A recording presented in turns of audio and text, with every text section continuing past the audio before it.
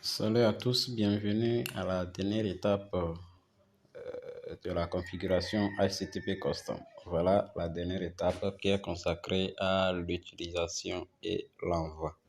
Donc la dernière fois, nous avons parlé de la configuration.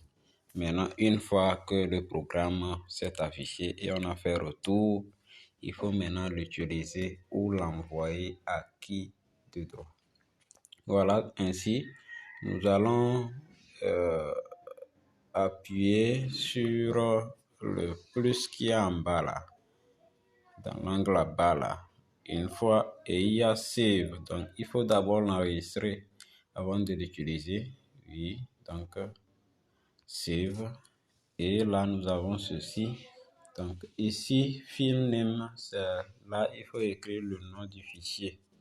Donc, je vais nommer mon fichier HTTP, ou bien plutôt custom 001. Voilà.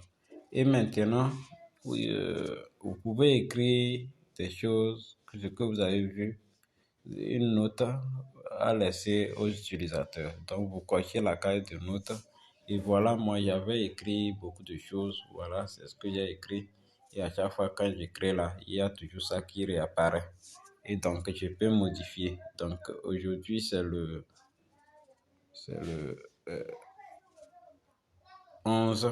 Donc, j'écris créer le 11.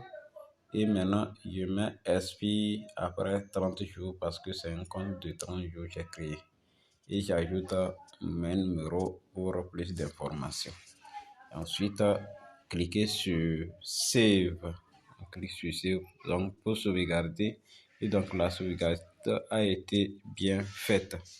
Maintenant, nous allons passer à l'utilisation. Donc, encore une fois, vous appuyez sur plus et maintenant, nous allons ouvrir la configuration créée pour pouvoir l'utiliser. Donc, plus. Et une fois appuyé sur plus, ça vous ramène dans l'application, dans le gestionnaire de données, explorateur de fichiers, et vous allez voir le dossier HTTP Custom.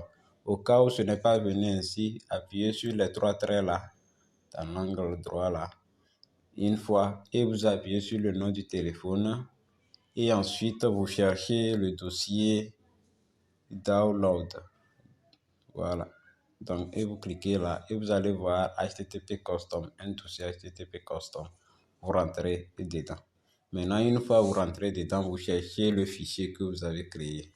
Si c'est pour la première fois, vous allez voir que vous allez le voir directement. Mais moi, j'ai créé plusieurs fichiers. Donc, j'appuie là sur les trois points et trier par. Donc, j'appuie là et date de modification plus récente d'abord. Une fois là, et j'ai mon fichier custom 001. J'appuie sur ça et voici ce qui réapparaît dans l'application. Maintenant, j'active ma connexion et une fois la connexion activée, vous appuyez sur Connect. Donc, quand j'appuie sur Connect, vous allez observer, vous allez voir, ça va devenir Connecting et ensuite Disconnect. Et quand on serait disconnecté, ça veut dire qu'il y a la connexion, on peut bien l'utiliser. Donc, je vais appuyer là, vous allez compter le nombre de secondes. Ça se connecte au plus grand à 15 secondes. Donc, allons-y.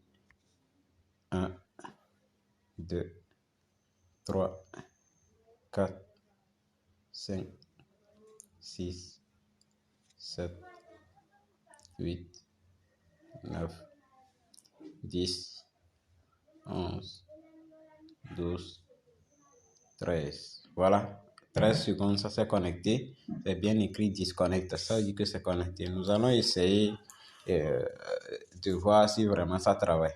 Pour cela, je rentre dans Facebook là. Je rentre dans Facebook. Voilà, Facebook. Voilà. Facebook Lite. Et voilà, je suis là dans Facebook et je peux lire des vidéos. Je peux lire des vidéos. Il n'y a pas assez de vidéos ici. Ah, d'accord, il y en a. Voilà. Les vidéos de Papy le jongleur, par exemple.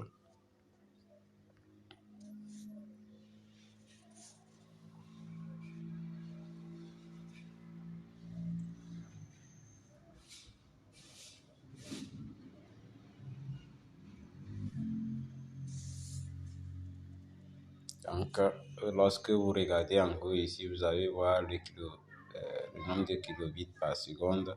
Ça fait déjà 17 kilobits par seconde. Et lorsque votre réseau est tellement fort, ce sera plus que ça. Voilà, j'avais mes pauses.